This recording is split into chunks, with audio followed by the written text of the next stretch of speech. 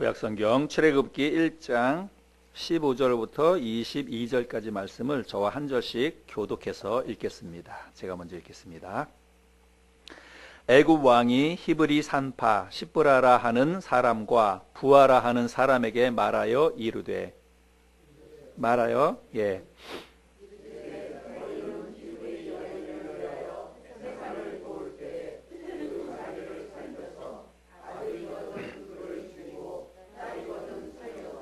그러나 산파들이 하나님을 두려워하여 애굽 왕의 명령을 어기고 남자 아기들을 살린지라.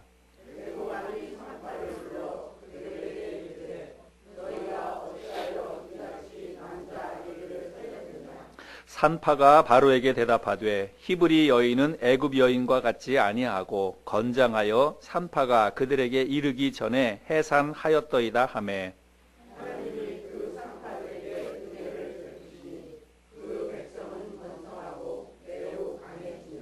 그 산파들은 하나님을 경외하였으므로 하나님이 그들의 집안을 흥왕하게 하신지라.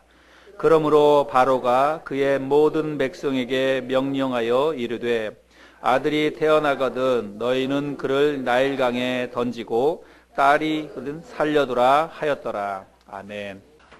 2018년 새해가 밝았지요. 새해가 되면 대부분의 교회에서 신년 특별 새벽 기도회를 합니다. 또 신년 특별 부흥회를 하고 그렇지요. 그래서 그런 시간들을 통해서 가정의 평안을 위해서 기도하고 또 교회의 부흥을 위해서 함께 모여서 기도를 합니다. 여러분 올 한 해 여러분 가정이 정말 다 잘 되기를 바랍니다. 건강들 하시고 또 하시는 모든 일들도 다 형통하시고 다 잘 될 수 있기를 바랍니다. 또 우리 교회도 올 한 해 2018년 한 해에는 정말 하나님이 주시는 놀라운 부흥의 은혜를 경험하는 그런 한 해가 되었으면 좋겠습니다.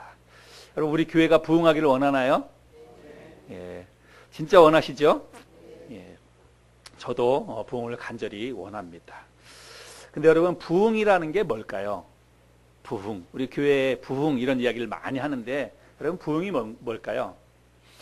교회 성도 숫자가 늘어나서 빈자리가 다 채워지는 게 부흥일까요?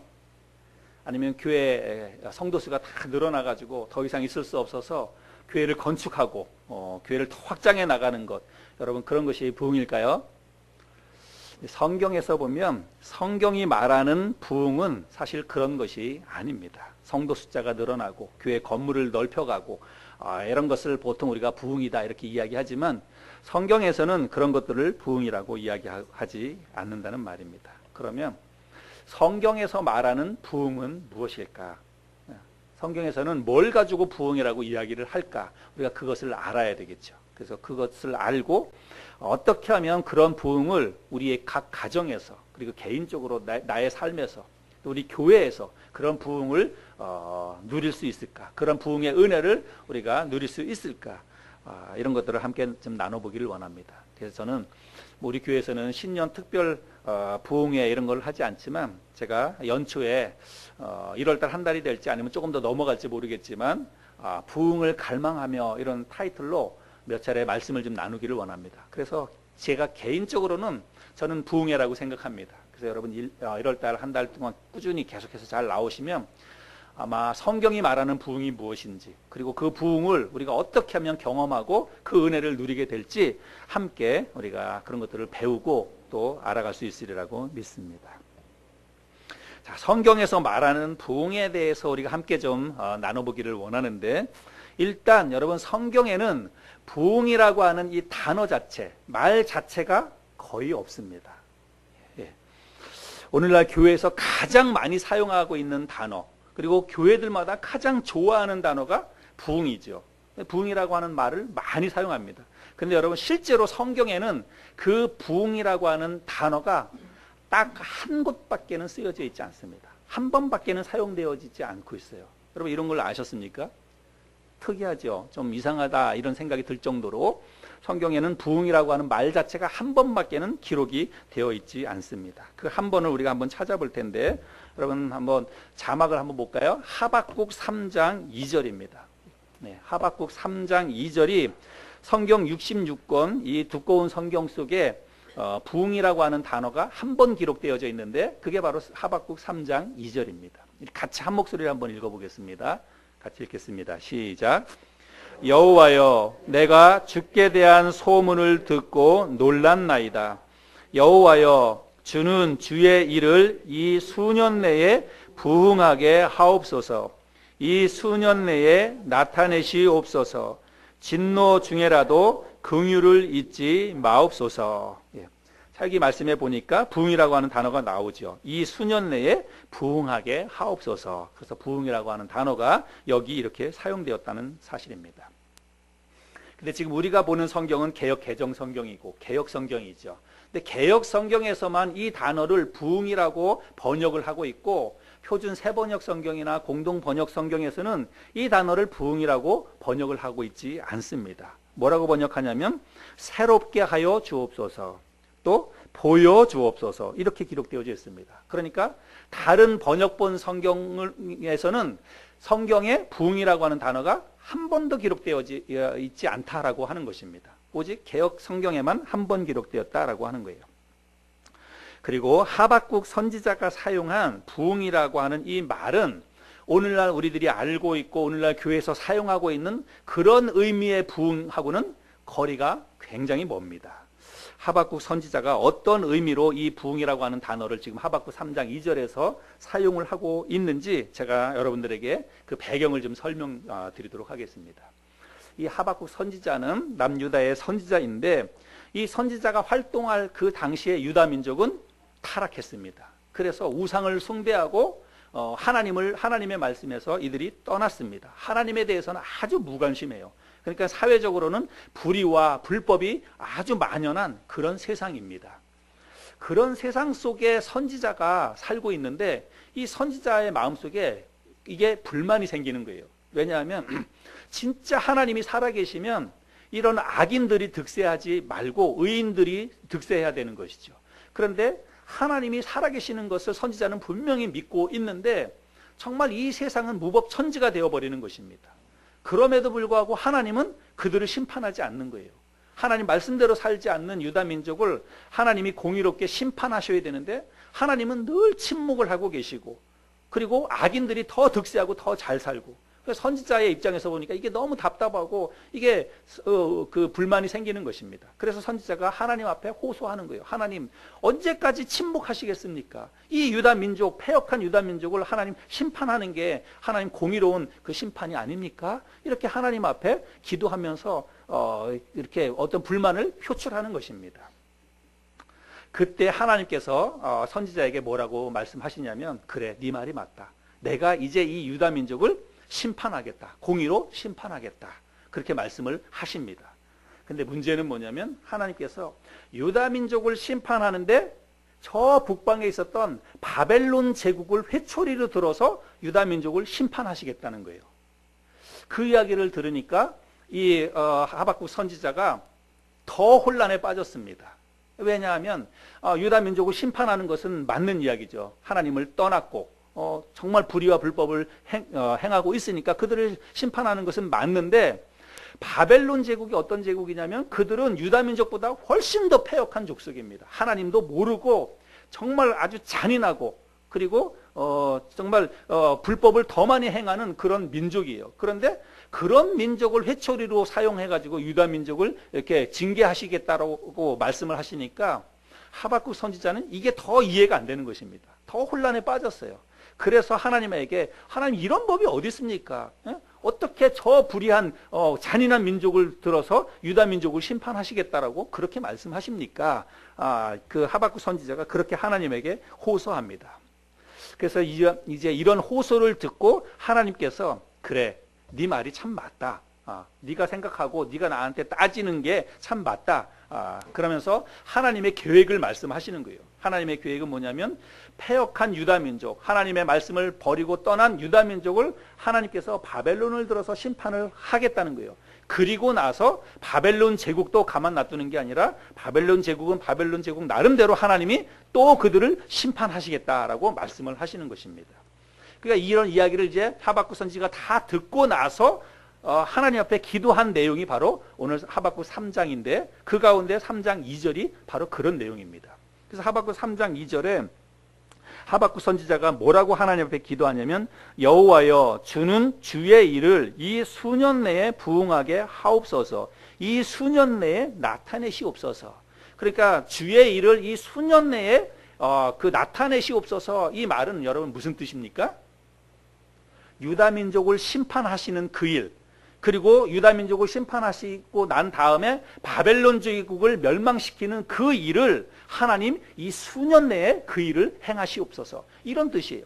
그런 뜻의 의미로 지금 이 부응이라고 하는 단어가 지금 여기에 사용되어져 있다는 것입니다. 그러니까 여기에 부응이라고 하는 말은 하나님이 하시고자 하는 그 일을 속히 이루어 주십시오. 그 일을 하나님 속히 행하십시오. 그런 의미로 부응이라고 하는 단어가 사용되어졌다고 하는 그런 이야기입니다. 자, 그런데 우리가 보통 알고 있는 이 부응이라고 하는 단어는 오늘 이 성경 속에 나타나는 하박국 3장 2절에 있는 이 부응이라고 하는 단어는 어찌 보자면 좀 부정적인 내용 같아요. 그죠? 하나님의 심판을 이루어 달라고 하는, 우리가 생각하는 부응이라고 하는 건 그런 게 아니잖아요. 더 좋아지는 거잖아요. 근데 오늘 본문 말씀은 그렇죠. 근데 사실은 부응이라고 하는 그 단어 자체는 좋은 단어입니다. 굉장히 축복스러운 그런 단어이지요. 그래서 제가 그 사전을 찾아보니까 부응이라고 하는 단어는 쇠퇴하였던 것이 다시 일어남, 또 그렇게 되도록 역사함, 이런 뜻이 바로 부응이에요. 그래서 완전히 이렇게 쇠퇴하고 뒤로 물러가서 바닥에 떨어져 있던 것들을 다시 일으켜 세워주는 것, 그것이 다시 일어나는 것, 그게 뭐라고요? 그게 바로 부응이라고 하는 것입니다.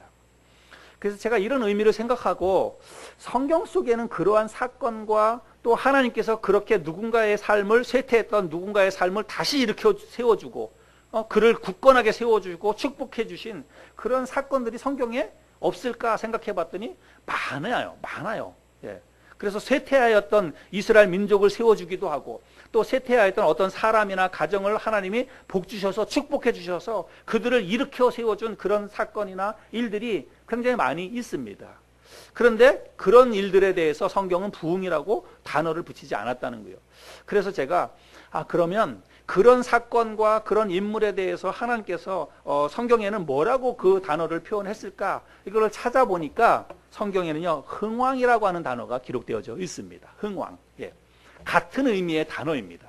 그래서 오늘날 우리 교회에서 이제 부흥이라고 하는 단어를 많이 쓰기도 하고 그러는데 사실은 흥왕이라고 하는 단어를 성경에서 찾으면 우리들이 생각하는 교회의 부흥이나 가정의 축복이나 형통함 이런 것들을 성경에서는 흥왕이라고 하는 단어로도 번역을 하고 있다라고 하는 것이죠. 흥왕이라고 하는 단어가 성경에 7번이 기록되어져 있는데 제가 이 단어를 중심으로 해서 연초에 어떻게 하면 우리 가정이 흥왕할까, 어떻게 하면 우리 교회가 흥왕할까, 이런 것들을 시리즈로 제가 말씀을 좀 나눠보려고 하는 것입니다. 오늘은 첫 번째 시간인데 오늘 우리가 읽었던 본문의 말씀은 히브리 산파들의 이야기입니다. 그래서 제가 오늘 설교의 제목을 히브리 산파들의 부흥 이렇게 제목을 붙였죠.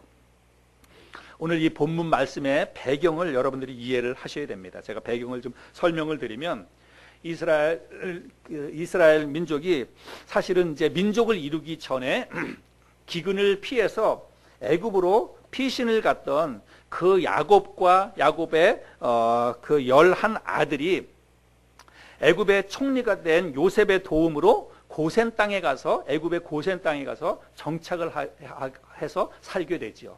그래서 야곱과 그의 자손들 약 한 70명 정도가 애굽 땅에 고센 땅에 가서 정착을 해서 살게 됩니다. 그 당시에 요셉이 애굽의 총리로 있었기 때문에 그 일들이 가능하게 되었던 것이죠. 그곳에서 애굽 왕의 특별한 배려로 아주 좋은 땅을 받아가지고 그 땅에서 이제 그 민족을 이루면서 잘 살게 됩니다. 근데 야곱이 자기의 식솔들을 이끌고 애굽 땅에 도착해서 17년이라고 하는 세월이 지났습니다. 그러니까 오래 살았죠. 17년이라고 하는, 원래는 그냥 기근을 피해서 잠깐 가려고 했었는데 그 땅에 정착해가지고 17년을 사는 거예요.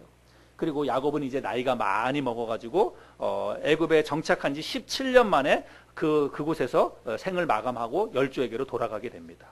그리고 야곱이 죽고 난 다음에 54년 후에 요셉, 야곱의 그 아들이죠. 요셉도 그만 그 땅에서 이제 생을 마감하고 열조에게로 돌아가게 됩니다. 그래서 결국은 야곱의 그 아들이 애굽 땅에 정착한 지 거의 한 70년이라고 하는 세월이 지난 것이죠. 70년이라고 하는 세월이 지나고 야곱도 죽고 요셉도 죽고, 그러니까 1세대는 모두 다 이제는 다 죽고 이제 세대 교체가 된 것입니다. 그러는 사이에 70년이라고 하는 이 세월이 흐르는 사이에 처음에 70명으로 시작했던 그 야곱의 자손들이 여러분 숫자가 기하급수적으로 늘어났습니다. 여러분 70년이라고 하는 세월이 지나면 70명에서 여러분 숫자가 얼마나 많이 늘어나겠습니까? 그래서 아주 거대한 그런 민족을 이루게 되었던 것입니다. 근데 그렇게 큰 민족을 이루었는데 우리 그 출애굽기 1장 7절에 보면 출애굽기 1장 7절에 이스라엘 자손은 생육하고 불어나 번성하고 매우 강하여 온 땅에 가득하게 되었더라. 처음에는 비록 아주 작은 그런 70명의 숫자였지만 나중에는 아주 70년의 세월이 지나는 동안에 큰 민족을 이룬 거예요.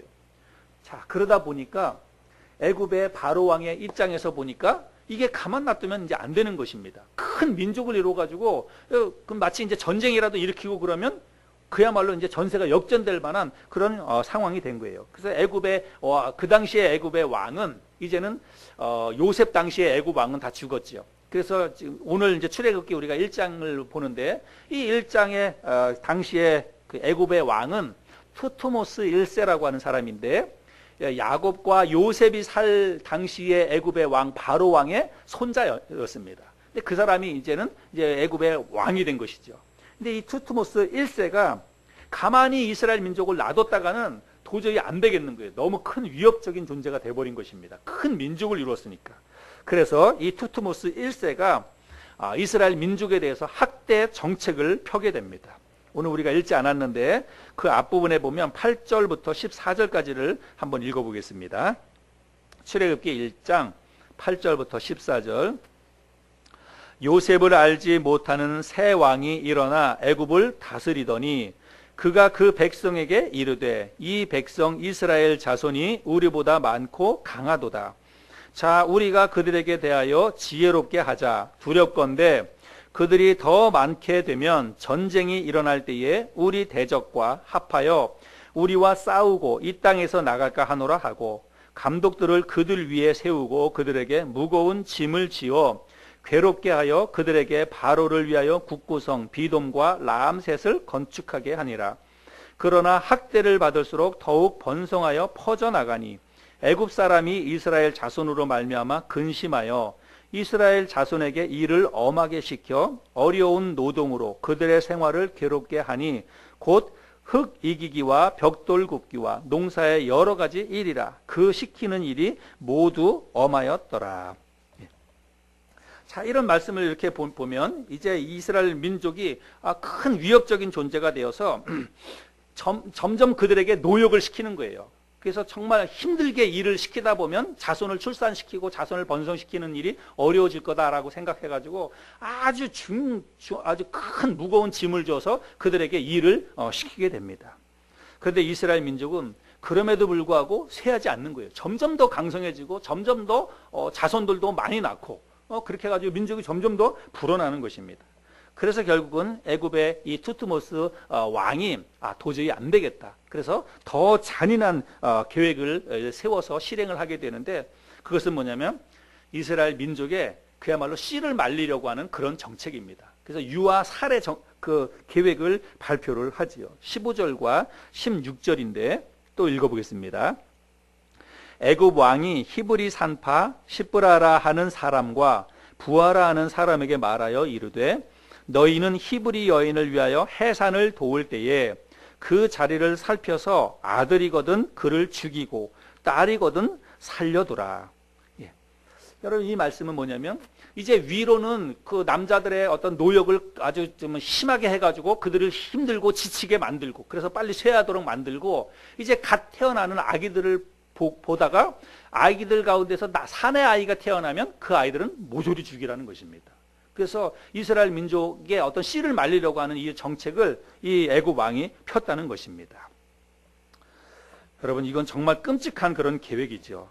이 애굽 왕이 내렸던 이것은 이스라엘 민족을 멸살시키려는 그런 정책이었습니다.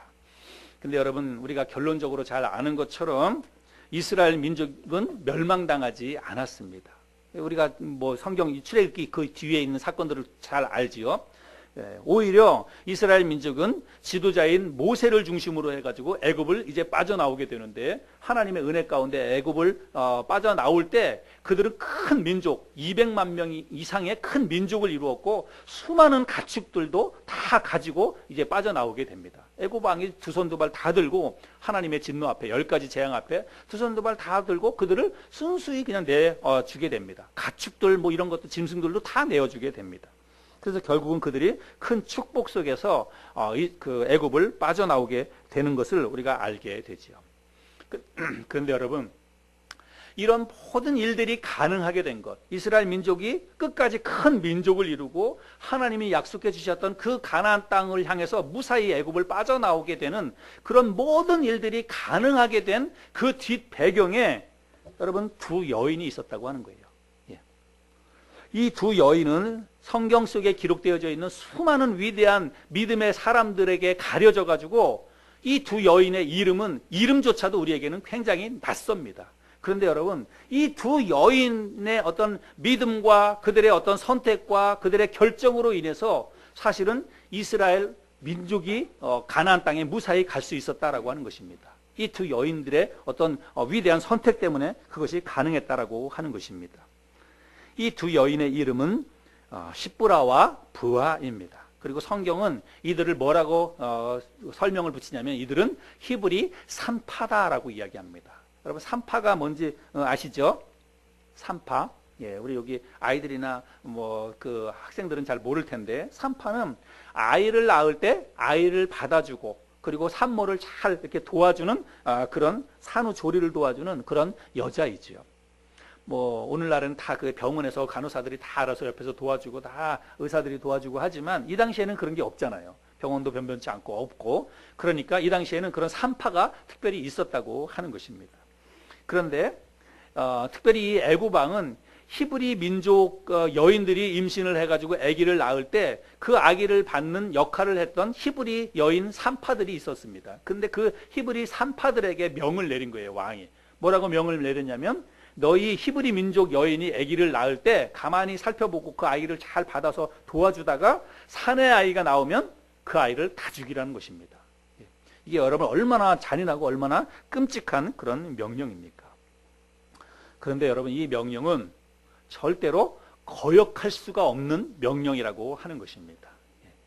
이거는 왕의 명령이에요. 왕의 명령.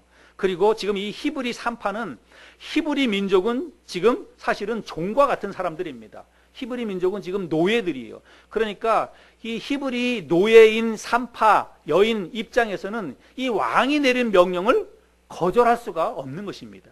이 왕의 명령을 거절한다는 것은 곧 어떤 의미입니까? 그거는 죽음을 의미하는 것입니다. 그래서 절대로 거역할 수 없는 그런 명령이라고 하는 것이지요.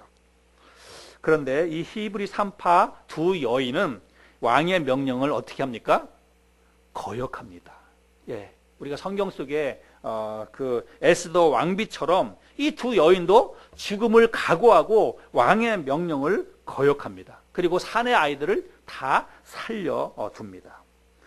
근데 여러분, 이 히브리 이 산파 두 여인이 왕의 명령을 어기고 자기들이 마치 이것이 발각되면 그냥 다 죽게 되는데도 불구하고 이 사내 아이들을 살려두는 선택을 하게 된 이유가 뭘까요?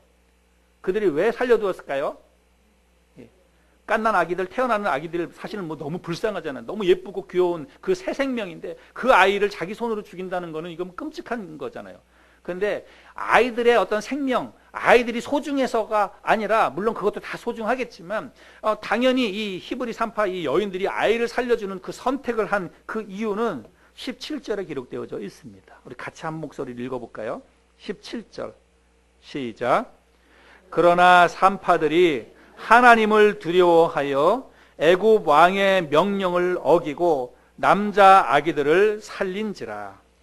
두 여인은 애굽 왕과 하나님 둘 사이에서 그들은 하나님을 선택했다는 것입니다.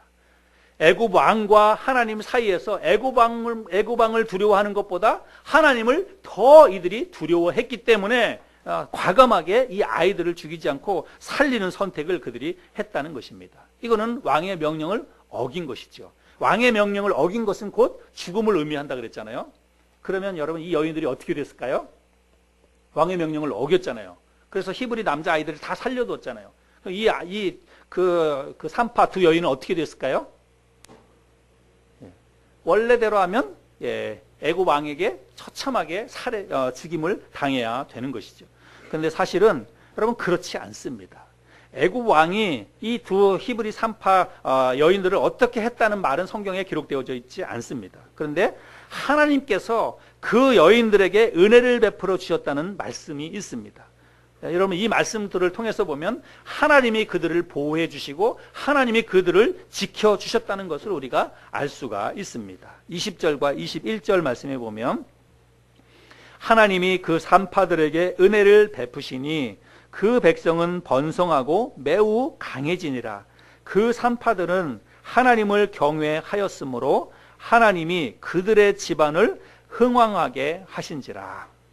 그들이 왕의 명령을 어기는 선택을 해서 애굽 왕에게 잡혀서 살해를 당하거나 죽임을 당한 것이 아니라 하나님이 은혜를 베푸셔서 그들을 지켜주시고 또 그들의 집안을 흥왕하게 해주셨다고 성경이 기록하고 있습니다. 여러분 그들의 집안뿐만이 아니라 이 두 여인으로 인해서 이스라엘 민족이 더 강해지고 더 이스라엘 민족이 흥왕하게 되었다. 성경은 그렇게 말씀하고 있습니다. 여러분 부흥의 은혜, 부흥의 역사는 어떻게 주어지냐면 세상을 선택하지 아니하고 하나님을 선택할 때 부흥의 은혜가 주어지는 것입니다. 사람을 두려워하지 않고 세상을 두려워하기보다 하나님을 더 두려워할 때 그 하나님을 두려워하는 그 선택으로 인해서 하나님이 우리에게 주시는 은혜의 선물이 바로 부흥이라는 거예요. 저는 올 한 해 2018년 한 해 여러분의 가정이 바로 이렇게 하나님의 은혜를 경험하는 하나님의 부흥과 하나님의 흥왕케 되는 그런 축복을 경험하는 여러분의 개인의 삶 그리고 여러분 가정이 될 수 있기를 바랍니다. 여러분 그것은 우리가 금방 말씀을 살펴본 것처럼 하나님을 선택해야 됩니다. 하나님을 더 두려워하게 될 때 하나님께서 은혜의 선물로 이런 것들을 주신다는 말씀이에요. 우리 교회도 2018년 한 해에 진짜로 하나님이 주시는 흥왕케 되는 역사가 우리 교회에 있기를 바랍니다. 여러분 우리 사람의 인생은 그렇게 복잡하지 않아요. 우리가 살다가 보면 사는 게 너무 막 복잡스럽고 막 인간관계도 힘들고 다 복잡스러운 것 같지만 여러분 인생은 단순합니다. 정말 단순해요. 저와 여러분의 인생, 우리가 살아가고 있는 이 인생은요 정말 단순합니다. 둘 중에 하나입니다. 모든 것들이 다 둘 중에 하나예요. 그 둘은 뭐냐면 하나는 세상이고 또 하나는 하나님입니다. 세상에 속한 것과 하나님께 속한 것 딱 둘로 나뉘어지게 되어 있습니다. 모든 것이 사실은 여러분 다 이 범주 안에 다 들어갑니다. 그래서 내가 세상을 선택할 것인가 아니면 하나님을 선택할 것인가, 세상을 따라갈 것인가 아니면 하나님을 따라갈 것인가, 둘 중에 하나예요. 항상 둘 중에 하나입니다. 그래서 마치 이와 같아요. 마치 우리의 인생은 이 두 갈래 길 앞에 서 있는 것과 같습니다. 그림에서 보듯이 여러분 우리의 인생은 두 갈래 길 앞에 서 있는 것입니다. 항상 내가 왼쪽으로 가면 오른쪽은 포기하는 거예요. 내가 오른쪽 길을 향해서 가면 왼쪽 길은 포기하는 것입니다. 오른쪽 왼쪽은 한쪽은 하나님이고 한쪽은 세상이죠. 그래서 내가 하나님을 선택하면 세상을 포기해야 되는 것이고 세상을 내가 선택을 하면 그러면 나는 하나님으로부터 멀어지는 것입니다. 세상을 선택할 것인가 하나님을 선택할 것인가, 세상을 더 두려워할 것인가 아니면 하나님을 더 두려워할 것인가, 여러분 우리의 선택이 여기에 달려 있다고 하는 것입니다. 근데 여러분 이 두 갈래 길이 선택이 쉬울까요 어려울까요? 둘 중 하나 그냥 가면 되잖아요. 그냥 우리가 이렇게 단순하게 생각해서 두 길이 있으면 그냥 둘 중 하나로 가면 되죠. 예. 갔다가 아니면 돌아와서 다시 가면 되니까 아마 우리가 이렇게 생각할지 모릅니다. 근데 여러분, 이 두 갈래 길, 이 선택이 쉽지 않습니다. 여러분, 이 싸움이 결코 쉽지 않아요. 왜 쉽지 않냐면 세상이 우리에게 주는 힘이 결코 만만하지 않기 때문에 그렇습니다. 우리가 믿는 하나님이 대단하지요. 우리가 믿는 하나님이 정말 위대하고 우리에게 모든 것을 다 주실 수 있는 정말 능력이 있는 그런 하나님이지요. 그런데 여러분, 세상도 그와 못지않게 우리의 어떤 생각과 우리의 삶에 그만큼 많은 막대한 영향력을 미치고 있기 때문에 이 선택이 결코 쉽지 않다는 사실입니다. 여러분, 이 세상은 마치 두 산파, 애굽 왕 앞에 섰던 두 산파와 마찬가지입니다. 여러분, 애굽 왕 앞에 섰던 두 산파의 입장에서 보자면 애굽 왕이 얼마나 큽니까? 그 애굽 왕의 명령을 거스리는 게 여러분 쉬운 건가요? 이게 결코 쉬운 게 아닙니다. 자기의 모든 걸 걸어야 돼요. 자기의 목숨과 자기의 모든 가족을 다 걸어야만 그 애굽 왕을 돌아설 수 있다고 하는 것입니다. 그러니까 이 애굽 왕의 힘이 얼마나 막강하고 얼마나 큰 영향력을 미치는 것입니까? 마치 세상이 그렇다는 거예요. 세상이 우리에게 주는 영향력, 이것도 애굽 왕처럼 그렇게 큰 힘을 우리에게 미치고 있다는 사실입니다. 그래서 우리가 이 싸움에서, 세상과 하나님 둘 중에 이 싸움에서 우리가 이기려면 여러분 대단한 용기가 필요합니다. 두 산파들처럼 어쩌면 우리도 목숨을 걸어야 됩니다. 내 희생을 각오해야 돼요. 내가 세상을 포기하고 하나님을 향해서 내가 한 발짝 더 가겠다. 세상을 내가 버리고 하나님을 향해서 가겠다고 하면 지금 내가 가지고 있는 것, 지금 내가 누리고 있는 것 가운데에서 어쩌면 우리는 많은 것들을 희생하고 포기해야 됩니다. 근데 여러분, 우리가 그게 잘 안 되잖아요. 아깝잖아요. 세상 것들을 다 놓고 가기가 너무 미련이 많이 남잖아요. 그렇기 때문에 우리가 이 두 갈래 길에서 하나님을 선택하는 게 결코 만만한 것이 아니라고 하는 것입니다. 우리가 이 둘 중에 하나, 이 싸움에서 승리하려면 눈에 보이는 세상보다 눈에 보이지 않는 하나님을 볼 수 있는 믿음이 우리에게 있어야 됩니다. 여러분, 세상은 눈에 보여요. 돈, 눈에 보이잖아요. 그 눈에 보이는 돈을 내가 따라가기가 얼마나 더 쉽습니까? 얼마나 우리의 마음을 더 많이 유혹합니까? 세상이 주는 어떤 물질의 축복, 또 세상이 주는 어떤 쾌락, 이런 것들은 바로바로 내 눈앞에 있습니다. 눈에 보여요. 잡으면 그냥 잡히는 것입니다. 그런데 하나님은 눈에 안 보여요. 눈에 안 보이고 손으로 잡을 수도 없어요. 나를 이렇게 탁 안고 나를 품어주면 내가 그 품속에서 떠나지 않을 것 같은데 하나님은 나를 딱 품어주거나 그렇지 않아요. 눈에 보이지 않습니다. 그거는 우리가 영적으로 보는 거예요. 영적으로 보는 그런 영적인 믿음이 있어야만 하나님을 볼 수 있고 그 하나님 품에서 우리가 평안함을 누릴 수 있습니다. 그래서 하나님과 세상과의 이 싸움에서 우리가 하나님을 선택하는 것이 이게 정말 쉬운 일이 아니라고 하는 것을 우리들이 알 수가 있습니다. 그런데 우리가 가정의 부흥을 다 기대하죠. 우리의 가정이 다 형통하고 우리의 가정이 다 정말 하나님의 은혜 가운데 가족들이 다 건강하고 다 번성하기를 원하고 우리 가정에서 희망하는 모든 것들이 올 한 해 잘 이루어지기 바라는 그런 마음들이 우리의 마음속에 다 있죠. 또 우리 교회도 부흥하고 성장해서 우리 교회도 정말 빈자리들이 다 채워지고 또 이렇게 정말 많은 분들이 함께 하나님을 예배하는 놀라운 은혜와 축복이 우리 교회에도 있기를 원하지요. 근데 여러분, 그런 것들이 실제로 잘 이루어지지 않잖아요. 우리가 원하는 대로 잘 이루어지지 않지요. 여러분 가정에서 여러분 원하는 것들이 작년 한 해 동안 여러분들 마음속에 희망하고 하나님 앞에 기도했던 것들이 여러분 정말 이렇게 많이 이루어졌습니까? 다 이루어졌습니까? 이루어진 게 많습니까? 안 이루어진 게 많습니까? 어찌 보자면 우리의 가정에서 소원하는 것들 가운데에서 건강을 포함해가지고 물질 포함해가지고 내가 마음에 꿈꾸고 소원했던 것, 그것 이루어진 것보다 안 이루어진 것들이 더 많을 거예요, 아마. 저도 이 교회에서 사역하면서 늘 하나님 앞에 기도하지요. 그런데 이게 기도가 응답이 잘 안 되는 것 같아요. 더디 이루어지는 것 같고. 그래서 마음이 답답하고 힘들 때도 있습니다. 내가 기도하고 다 되면, 기도하는 대로 다 되면 얼마나 좋겠어요. 근데 그런 것들이 잘 안 이루어집니다. 근데 여러분, 우리가 이 원인을 알아야 됩니다. 왜 가정에 내가 소원하는 모든 것들이 다 기도하는 대로 이루어지지 않을까? 여러분, 그 원인은 틀림없이 우리가 단호하게 세상과 하나님 둘 중에서 하나님을 선택하는 그 결정을 우리가 하지 못하기 때문이라고 저는 생각을 합니다. 둘 중에서 내가 세상을 다 포기하고 이 히브리 산파 두 여인들처럼 애굽왕을 포기하고 애굽왕의 명령을 거역하고 하나님을 두려워함으로 이 아이를 살려내는 선택을 하게 된다면 하나님께서 이 히브리 산파 여인의 가정을 축복해 주셨잖아요. 그 가정들을 흥왕하게 해 주셨지 않습니까? 우리의 가정도 그렇게 될 수 있다는 사실입니다. 내가 단호하게 돌아서서 세상의 모든 것들을 포기하고 나는 하나님만 믿고 하나님만 바라보고 내가 가겠다. 세상 것들에 대해서 내가 미련을 두지 않고 희생하고 그 희생을 감수하고 내가 하나님을 선택하겠다고 하는 그 믿음의 결정을 하게 되면 하나님은 틀림없이 우리의 가정도 우리의 교회도 그렇게 축복해 주시리라고 믿습니다. 근데 우리가 그렇게 하지 못하는 것들은 정말로 우리에게 그런 용기와 그런 믿음, 결단력 이런 것들이 우리에게 없기 때문이 아닌가 이런 생각을 하게 됩니다.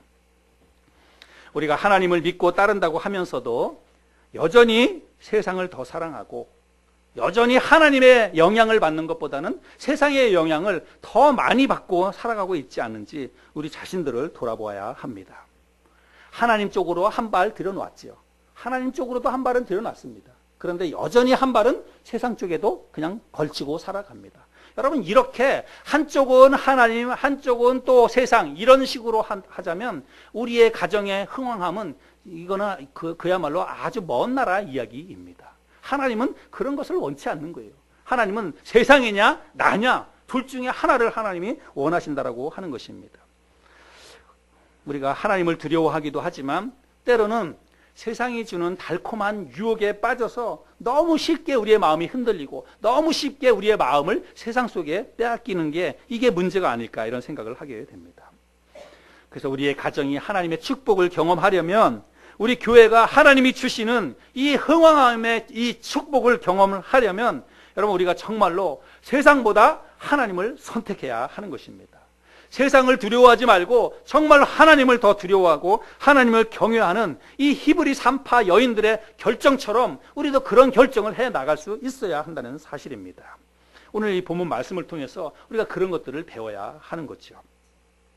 오늘 이 본문 말씀을 통해서 우리가 중요한 교훈을 한 가지를 더 얻을 수 있습니다. 여러분 가정의 축복, 민족의 흥왕함, 여러분 이것이 결국은 이 히브리 산파 한 사람으로부터 시작이 되었다는 사실이에요. 하나님께서 이스라엘 민족을 더 강성하게 해주시고 더 축복해 주셔서 나중엔 거대한 민족을 이루어서 애굽을 떠나서 가나안 땅으로 인도해 주셨는데 여러분 이 모든 일들이 가능하게 된 그 뒷 배경에는요 히브리 산파 여인들의 결정이 있었다는 것입니다. 이 한 사람의 위대한 선택에 의해서 놀라운 민족이 부흥되고 여러분 이 히브리 산파 여인들 가정이 축복을 받았지 않습니까? 시브라라고 하는 이 한 사람 때문에 그의 가족 전체가 다 흥왕함의 축복을 받았어요. 부하라고 하는 이 한 여인의 선택 때문에 그의 모든 가문이 축복을 받는 그런 영광을 누렸다는 사실입니다.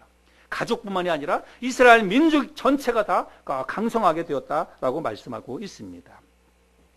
여러분 만약에 우리가 거슬러 올라가서 만약에 이 히브리 산파 두 여인이 이 당시에 애굽 투트모스 왕이 이 명령을 내렸을 때 사내 아이를 다 죽이라고 하는 이 명령을 내렸을 때 이 히브리 산파 두 여인이 애굽 왕의 명령을 따라서 자기들이 아이를 받을 때 사내 아이들을 모조리 다 죽였다면 여러분 모세가 정상적으로 출생할 수 있었을까요? 저는 그렇지 않았을 거라고 생각합니다. 모세가 이 사건 이후에 모세가 태어나지 않습니까? 그런데 이 여인들이 애굽 왕의 명을 거역할 수가 없어서 애굽 왕의 명령을 따라서 사내 아이를 모조리 죽였다면 여러분 모세는 이 세상에 존재하지도 않았을 거예요. 그러면 과연 그 위대한 지도자 모세를 통해서 이스라엘 민족을 이끌어내고 그들을 가나안 땅으로 인도하시는 하나님의 계획이 이루어질 수 있었을까요? 어쩌면 그 모든 이스라엘 민족의 운명과 역사 자체가 달라질 수도 있었다고 저는 생각을 합니다. 그런데 그 모든 일들이 가능하게 된 것은 히브리 산파 이 두 여인, 우리가 이름도 잘 알지 못했던 이 두 여인의 위대한 선택이 있었기 때문에 이 놀라운 일들이 이루어지게 되었다는 사실입니다. 저는 2018년 새해에 여러분이 이 히브리 산파 한 사람 한 사람이 될 수 있기를 바랍니다. 여러분의 가정이 행복하고 여러분의 가정이 형통하기를 바랍니다. 하나님의 은혜 속에 여러분이 하시는 모든 일들이 다 번창할 수 있기를 바랍니다. 여러분, 그런 일들이 가능하게 되기 위해서 여러분들이 바로 히브리 3파 10부라와 부하 그 한 사람이 여러분이 될 수 있기를 바랍니다. 또 우리 교회도 정말 더 크게 부흥하고 성장해서 자리도 채워지고 하나님의 위대한 일들을 더 크게 감당하는 그런 교회가 될 수 있기를 바랍니다. 제가 10부라가 되어야 되고 여러분들이 부하가 되어야 돼요. 여러분, 한 사람 한 사람이 내가 바로 히브리 3파 한 사람이 되어야만, 그런 위대한 선택과 결정을 하게 되어야만 우리 교회가 그렇게 부흥하고 성장해 갈 수 있다라고 하는 사실입니다. 그냥 부흥은 하나님 앞에 부흥을 주세요, 우리 가정 축복해 주세요, 우리 교회 빈자리 다 채워주세요, 기도만 한다고 되는 게 아니라 하나님과 세상 둘 중 하나에서 우리가 단호하게 세상으로부터 돌아서서 하나님을 선택하게 될 때, 그 위대한 결정을 한 사람 한 사람이 해나가게 될 때에 부흥의 역사가 주어지는 거예요.